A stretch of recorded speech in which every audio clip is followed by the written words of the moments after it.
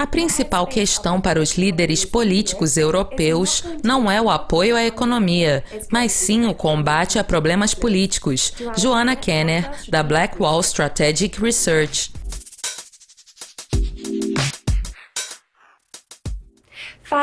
Cinco dos principais credores europeus, UBS, Commerzbank, BNP Paribas, HSBC e Société Générale, tiveram resultados mais fracos do que o esperado divulgados na semana passada. O que isso nos diz sobre a economia da zona euro no momento? Os bancos europeus tiveram uma difícil semana e as ações caíram mais de 6%. É importante destacar que nos comunicados de imprensa, esses 5 grandes bancos, todos mencionaram fatores parecidos para a diminuição de suas receitas e lucros.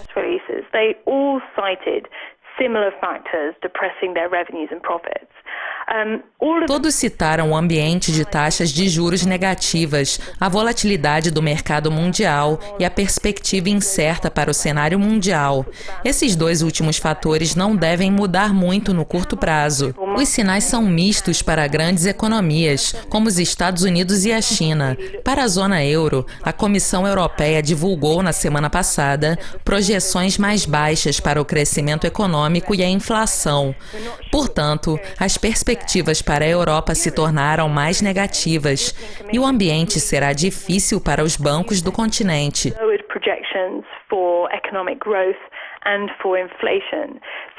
The expectations for the Eurozone going forward have kind of got more negative. So it's going to be difficult for European banks going forward. O aspecto político também será desafiador para a zona euro e não apoiará uma forte perspectiva econômica no futuro. As negociações com a Grécia sobre um resgate ainda estão em processo e há um enorme gap entre as partes interessadas. Negotiations with Greece over the Eurozone bailout are still ongoing and there's quite a big gap between both the Greek government and the formerly used to be known as Troika Group. A imigração continuará sendo um grande desafio, porque acabamos de testemunhar a renúncia do primeiro-ministro turco, o que vai dificultar as negociações entre a Turquia e a União Europeia em relação à situação dos migrantes. Na Espanha, novas eleições foram convocadas e o orçamento será extrapolado. Na França, para que haja um acordo com o Programa de Estabilidade da União Europeia, serão necessárias algumas reformas econômicas. No momento, reformas trabalhistas estão sendo discutidas no parlamento e já estão causando greves e tumultos.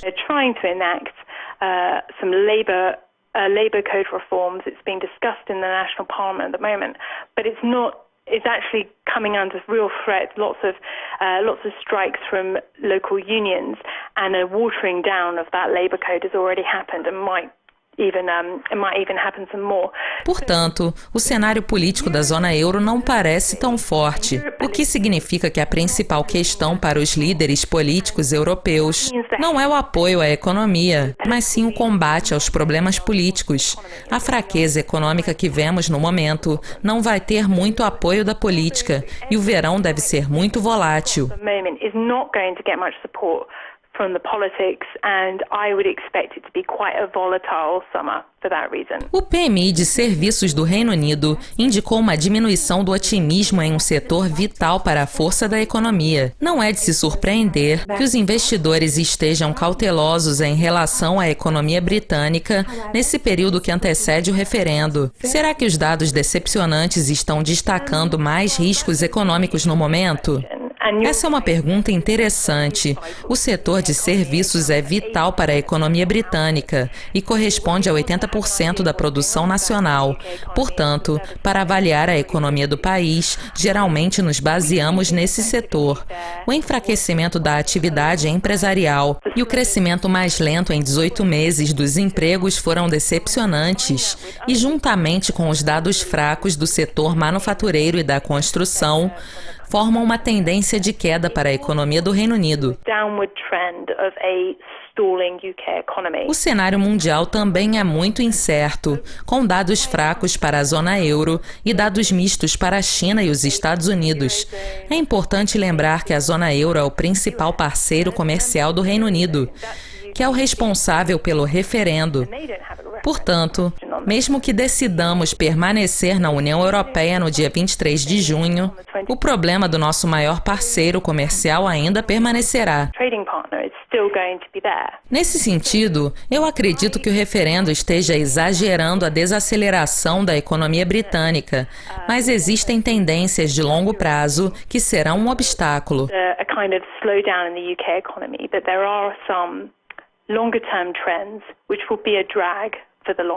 As eleições britânicas na semana passada renovaram as preocupações do mercado em relação à possibilidade da saída do Reino Unido da União Europeia. Será que podemos atribuir os recentes movimentos da Libra às eleições? Que outros fatores globais contribuíram para isso? A Libra caiu 0,8% diante do dólar na semana passada, mas eu acredito que isso tenha sido uma reação dos investidores aos dados econômicos mais fracos do Reino Unido, em vez de uma reação às eleições. A Libra também caiu 0,5% diante do euro, o que confirma que os investidores estão preocupados com esse período que antecede o referendo. É importante observar que, na semana passada, o dólar começou a reverter uma tendência de longo prazo de depreciação.